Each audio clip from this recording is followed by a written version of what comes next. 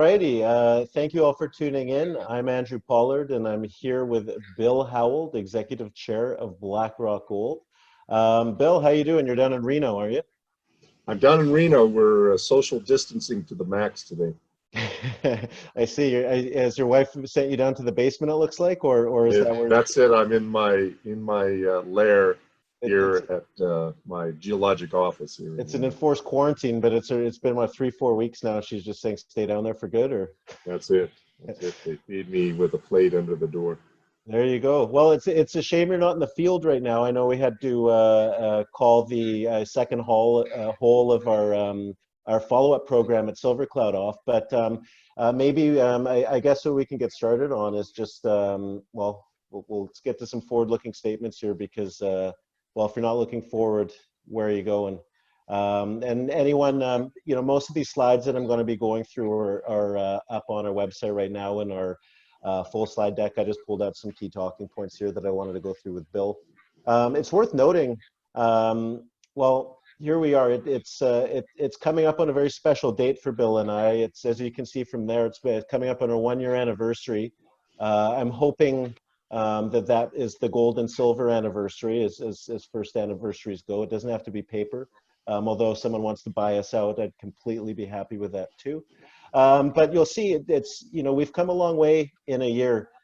April 13th, actually May 13th was the date I joined, and that actually coincided with the 52-week low. So the market wasn't too pleased, but as you can see, we've come a long way. And there's a few things I want to point out here. Obviously there's been a massive sell-off in Q1. Well, stock market wide, Q1 was the single worst quarter in financial market history. So the fact that we've seen a V-shaped recovery, almost right to the point where we were when things really started going downhill in the global markets, is really positive. Now, that said, even though I joined when the stock was at 3 cents, Bill, I think you came in when we were 5 cents. I don't think we've ever had a point where we've actually been more undervalued than we are than right now. There was a lot of uncertainty when we were 3 cents and we came in, and we always knew that Silver Cloud was a hell of a project, but our understanding of Silver Cloud was just an idea, it was potential at the time.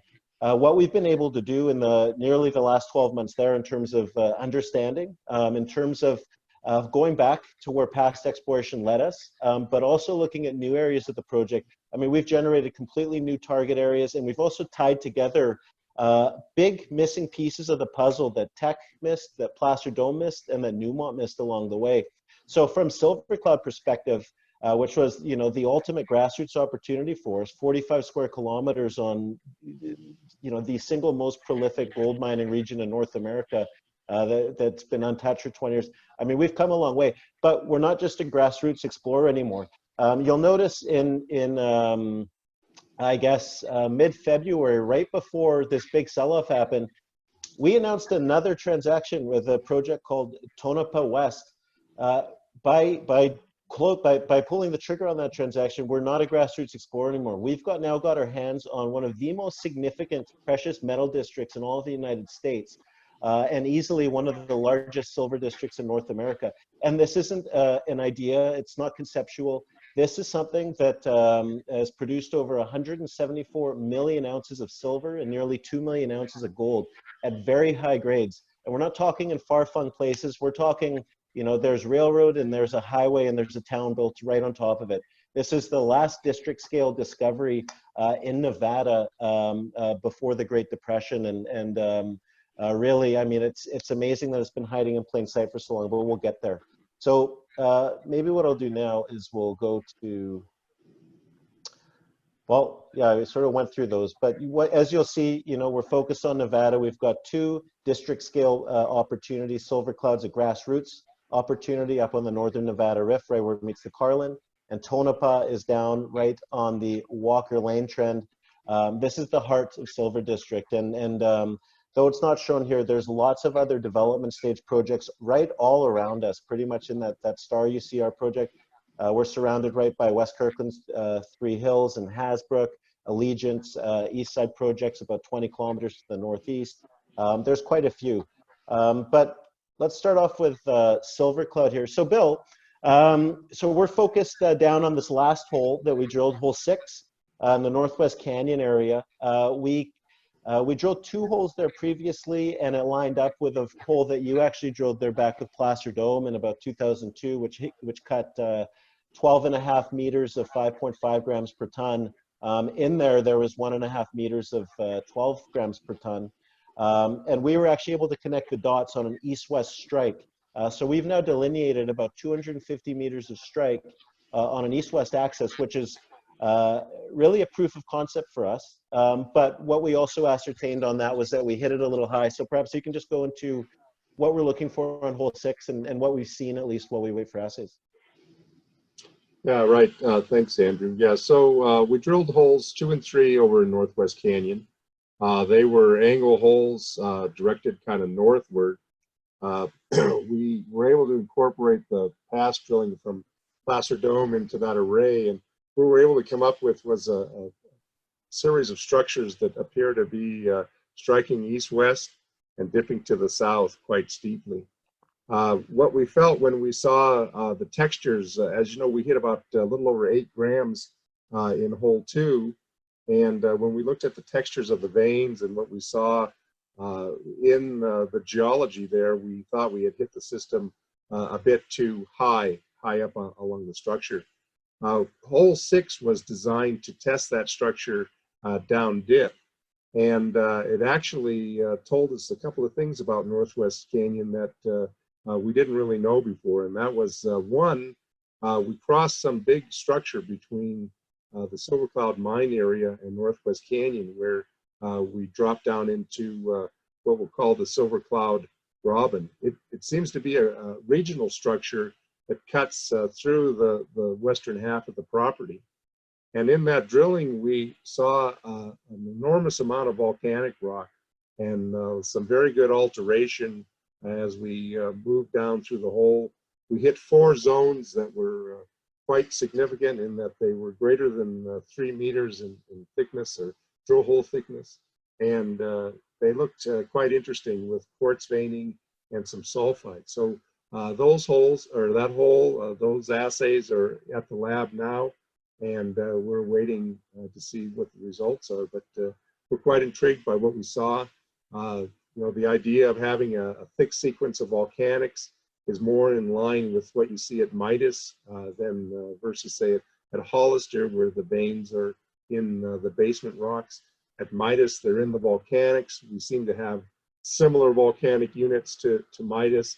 And Midas is also in a kind of northerly trending Graben feature. In fact, it's right along the Graben margin. So we're quite excited by finding the fact that we've got these thick sequence of volcanics and some good alteration zones. And now we just have to wait for the assay lab to tell us if you know, what we're really looking for is there.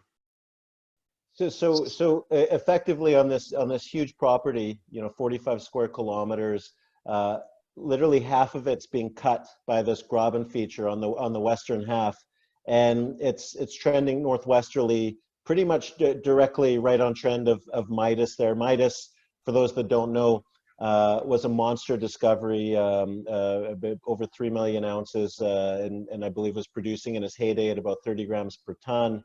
One of the main reasons why Newmont was really profitable during the early 2000s. And effectively what we're seeing is we've got very similar structural architecture. We've got this very thick volcanic rock package, which the vertical extent of which could be ideal for hosting a large amount of ounces. And what we're doing now is in search of the grade there. On this photo, you'll see the quiver target up there. That's an area that Newmont had drilled in the, I guess, mid to late 80s. They were looking for a near-surface volcanic, I guess, bulk tonnage operation. But they hit some decent grades, and that was never followed up. Now, when you're looking at the Graben feature and it's trending in that northwesterly direction, is there a chance that you know, the two could be related, or would they be both? Do you think there could be 2 east-west trending systems going along there? Well, I mean, the Graben obviously is kind of northerly oriented. Newmont's drill intercepts are on that large structural zone, so you know, it's it's a place to go, and we certainly want to get up there and have a look. It's quite exciting. You know, Newmont was really looking for a near surface oxide deposit. They didn't really have veins at the time. These holes were drilled back in the late 80s, early 90s. They weren't really looking for vein hosted deposits. So we're kind of interested to go back and take a look at the Newmont intercepts and what they might mean for another vein system to the north.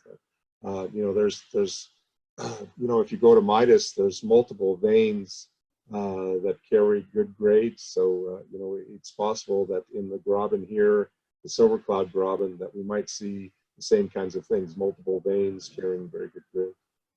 So, you know, it's pretty clear that, I mean, we've come a long way since we started about a year ago. We originally had a concept that the previous drilling by Placer and Tech, which thought things were running north-south, at least the vein area, I guess the two target areas that they drilled, they could never follow it up. But we were able to tie together an east-west trending system in the Northwest Canyon area. And now we've got 250 meters of strike with, you know, 12.5 grams, 8.3 grams over 1.5 meters. And we hit another lower grade zone to the east of that. We noticed another thing too, the further west we went, the more things seem to thicken up and the grades also seem to intensify. So we've got that low hanging fruit in terms of that follow-up hole that we want to do that may extend things out to the west, where we picked up that other project, Silver Cloud West, last year, correct? That's right. You know, we see that vector, if you will, of gold kind of increasing towards the west. Hole 3 had some gold. Hole 2, which was more westerly, had better gold, and then we saw some pretty good gold in the Placer Dome hole. So indications are that go west, young man.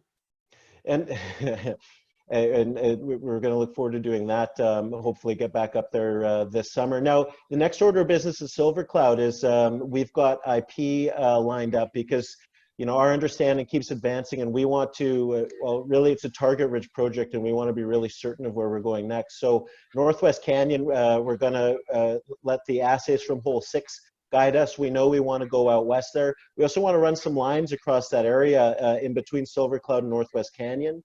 To see if they pick up, I guess, the sulfides we've encountered and give us a better look at what could be trending there. But also the Northeast Veins target, maybe we could just touch on that quickly because that's something that we also really want to take a look at this summer and hopefully hit with an RC program once we get the IP done and once we can permit the updated holes, because we do have some holes permitted up there that we did last summer, but when we permitted those, we only knew there was one vein. We've since found 8 veins at surface there, and that's a different structural setting than what we're seeing at Midas. So perhaps you can explain what you'd be looking for there. Sure. Why don't we go to the next slide? I believe there's a close-up of Northwest vein. I didn't include that one in this one, actually. Oh, okay. Well, sure. So up there, we've done some surface mapping. We had a really nice geochemical anomaly with arsenic and mercury. We started to do some mapping, and in one of the areas, we found some stockwork veining at the surface, and around over the top of the hill, we actually found an east-west oriented vein. In addition to that vein, we've done a lot of mapping, and there seems to be a corridor that's a structural corridor that's roughly east-west. But internal to that are these 7 other vein features that we've found. The veins are fairly high level. We see a lot of mercury in the veins. They're actually purple in color. And what we see is that those veins are hugging along this kind of east-west corridor. They have various orientations within the corridor, but you know, they trend right back. That zone trends right back towards the Hollister mine. So we're quite excited by that. We'll get up there and do some IP as well, as we just finished a kind of an infill of the gravity survey that was that existed in the area. And so we'll get back up there, and we're currently putting together you know, some areas we need to look at in more detail with regard to mapping, and then we'll put all that information together and start to permit a drill program for the Northeast Veins target. And just for reference for people that are familiar, Hollister ultra high grade discovery. I mean, they've produced about 400,000 ounces of gold since the mid 2000s, but I mean, they were producing at a head grade of 34 grams per ton. This is ultra high grade stuff. Now, the thing to keep in mind there too is those veins effectively ran right up to our property boundary and right over top of it to the north of it too. So you've got an ultra high grade vein system that goes right up to, you know, one side of the claim map. Now, geology doesn't normally follow claim maps. So we found 8 veins at surface outcropping on the other side. There's a mercury mine there, a second mercury mine on our property. And we did the geochem sample program there. We've outlined a massive target area there. And I mean, right on the other side of it's, you know, these ultra high grade veins. So, you know, the fact that no one's put any drill holes up there and no one's ever looked for gold in that area is shocking, but that also represents the opportunity that we have. I mean, this is a prolific area. You know, it's, you know, Hollister, depending on the map you look at, is either on the Carlin Trend or the Northern Nevada Rift, and we're right on the border of that. But, you know, the fact we've got 2 different sets of geology sort of cutting right across the project, you know, it's showing that there could be a lot of opportunities for investors, and we want to be strategic about walking this forward and trying to find, you know, something economic. But certainly in Northwest Canyon, we've pieced together a hell of a starting point for us to work from. Hole 6, that by far the deepest hole, is pretty much vertical, I believe 90 degrees. And that's by far deeper than anyone's ever gone here. We've got a lot of interesting zones, and we're excited to see what that happens. But we're planning a busy summer up there. So I think there'll be a lot of eyes on that, especially when it comes to Northeast Veins target, because as undrilled targets go, I haven't seen many in the industry that are as significant as what this could be. So looking forward to seeing what that has. Now, we haven't talked much about this yet. This was something that you brought to me. This is something that I think I said yes to before you even finished the sentence. But and this is something that we haven't really marketed too hard, because the day we announced it to the market was the same day that the World Health Organization declared official pandemic status.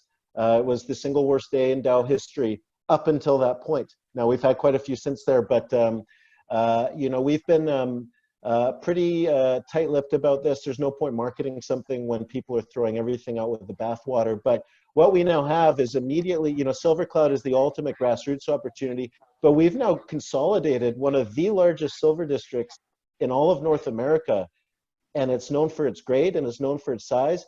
And it was also known for the fact that it shut down, not because it ran out of gold and silver, it shut down for a myriad of other reasons. And it's effectively been sitting in plain sight well, ever since the 1960s.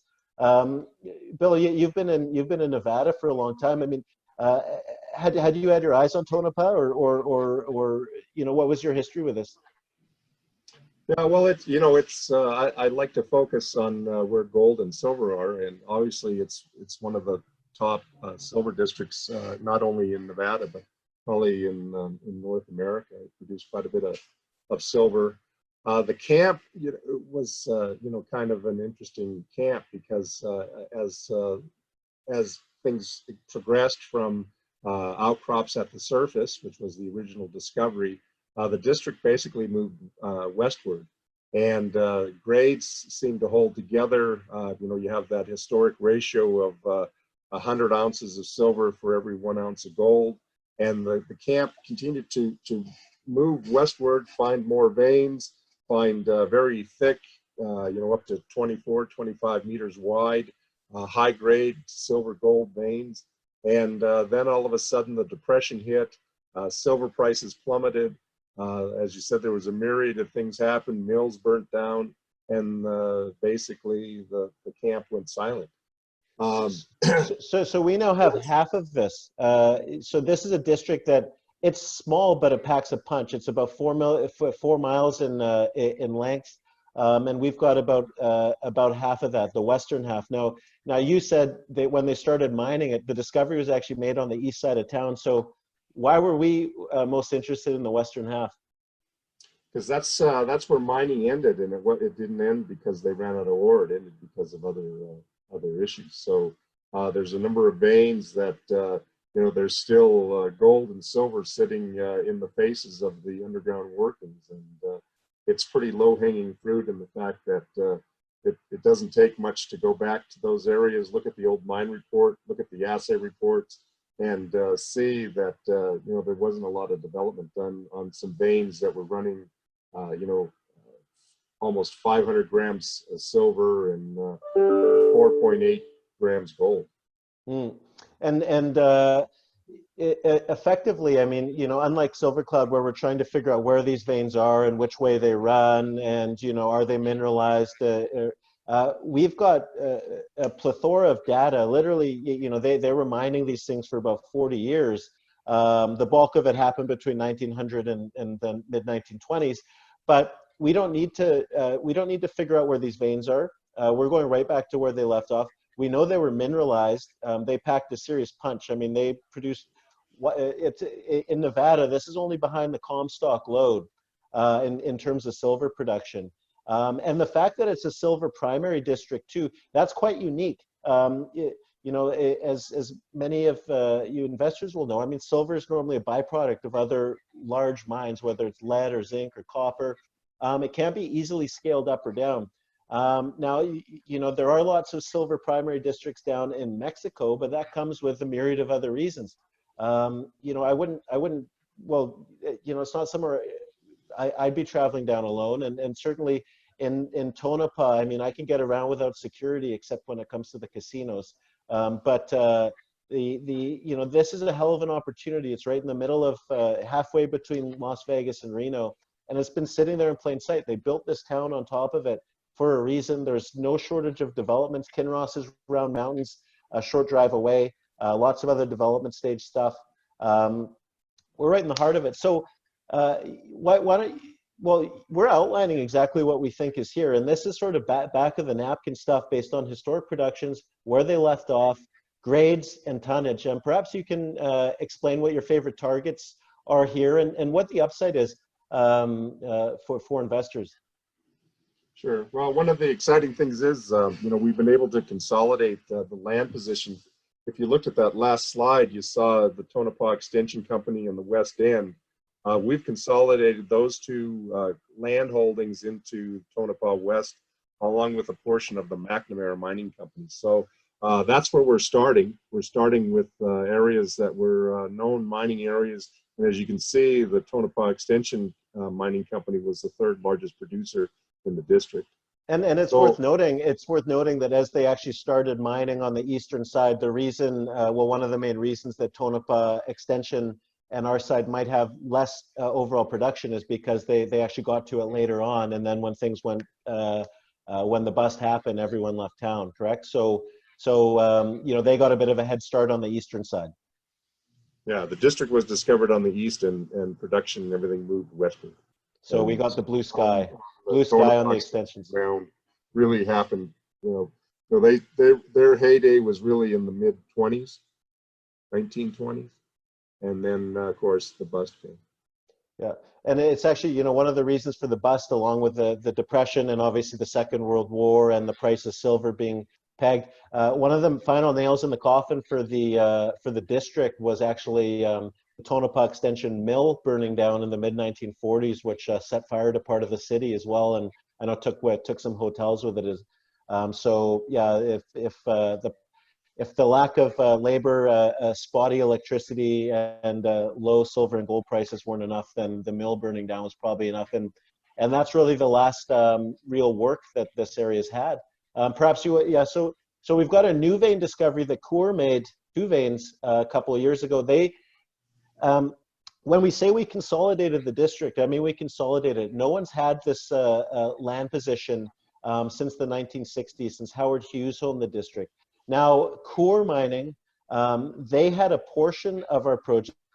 They had 40 claims 2 years ago, right before they went and purchased Northern Empire, the Sterling deposit, and they hit 2 high-grade veins on a new discovery. Now, it's worth noting that their package of claims didn't have any of the known historic vein extensions on it. So what we're bringing to the table is their 40 claims that they had, and we've picked up another 97. We now have a total of 114 claims in one of the largest silver districts in North America with grade, and we've got the vein extensions. We can pick up right where they left off. So why don't you start off with Victor, because that's my favorite one. Sure. Okay, so at the Victor mine, they were mining veins that were running kind of, if you can see where it says US 95, basically ran the same direction as the highway there. The veins were up to about 24 meters in width and had really high grades of 15-ounce silver and about 0.15 ounce gold. And they were quite thick, and they followed those down until they started to hit some water. And of course, at the time, they didn't have the pumping capacity or the technology to keep that end of the mine dewatered. So they kind of moved over to what we'll call Area 3.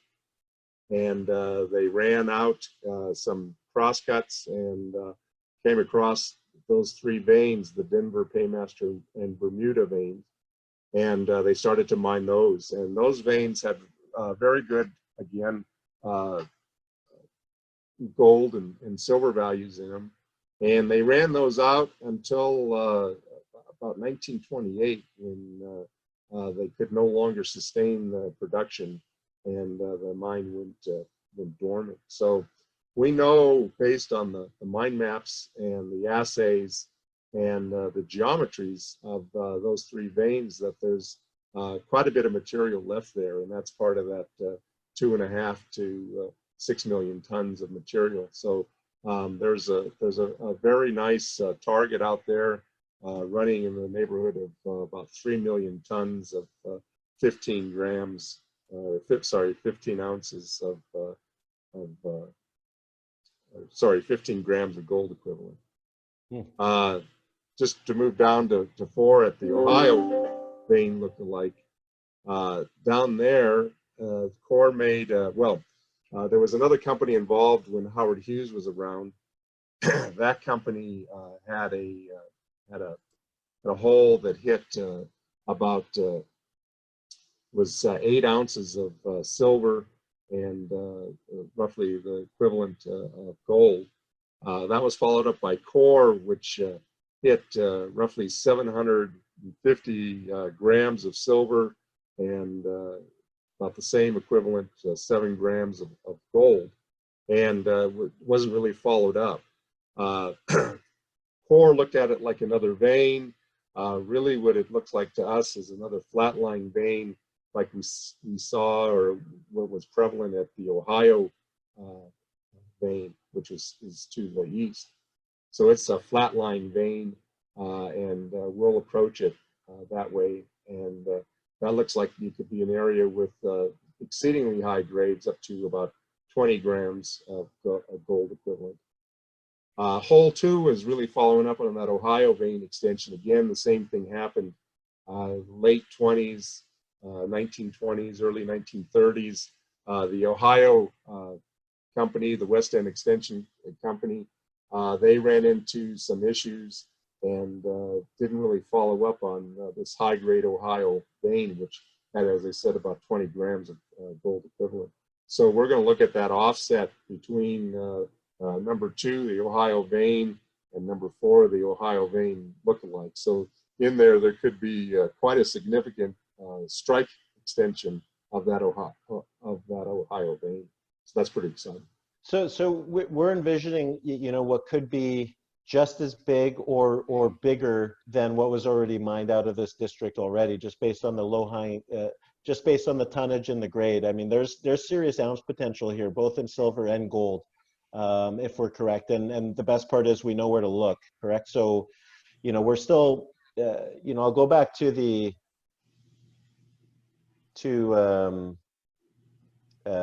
stock chart slide for a second. As I said before, the day we announced it was the day before, or the day that the World Health Organization declared official pandemic status, which set off a massive slide. We've done zero marketing. This is the first time we've actually really had an in-depth conversation about this with an audience. We're not a grassroots explorer anymore. Our understanding at Silver Cloud, we've walked that forward, and not only have we confirmed what we were seeking to confirm with the limited work we've done, we've opened things up. We've got multiple targets. We're targeting ultra high grades, and we're in a prolific area. And I think, you know, that valuation's, you know, been baked into the cake, and you could justify where we're at right now. But you have to think about, you know, based off everything we've said about Tonopah, do you think there's a value on that? I certainly do. We've gotten our hands on one of the largest silver districts in North America.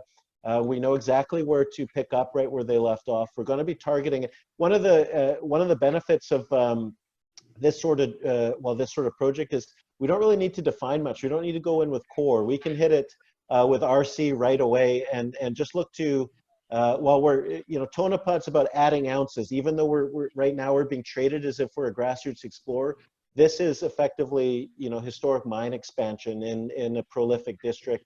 That's very different drilling than what you're being tasked with at Silver Cloud. Do you have a preference? I mean, is one easier than the other for you, or what's you know, what are you excited to hit next? Well, in all cases, I mean, I'm always of the thought that best place to find a new mine is near an old mine. I like Tonopah. I think there's some really good places to start. Silver Cloud is a bit more grassroots. You know, we're still dealing with just a few drill holes and trying to piece together the information to try to understand what it's telling us. You know, Tonopah, we have 100 years of mining history there, so it's, you know, we can read the reports of what happened underground. We can look at the assays. We know which direction the veins are going, so it's a bit easier at Tonopah in that, you know, there's many places to start. So, and I guess another benefit of Tonopah is the fact that it's primarily on private lands, meaning we can work quickly and we can work cheaply with the RC. So in terms of next steps, I mean, you've been putting together plans for a drill program that we can get started on in the near future, and we'll figure out exactly where we're going that. But the first, you know, probably one of the first holes will be right into that 24-meter thick vein that they left for us, and see just how far it extends down dip and along strike. And you know, it doesn't take much at 24 meters in terms of grade to add some serious ounces and get some serious attention on us. So, you know, between what we're doing at Tonopah with the known vein extensions and with our plan to hit northeast veins and follow up with our Northwest Canyon drilling, this could be one of the more exciting stories of the summer. You know, you've now got exposure to high-grade gold and silver in Nevada, which, you know, as jurisdictions go, it doesn't get much better. So, yeah, stick with us, and I appreciate all of you watching this, and thank you, Bill, for your time. Thanks. Okay.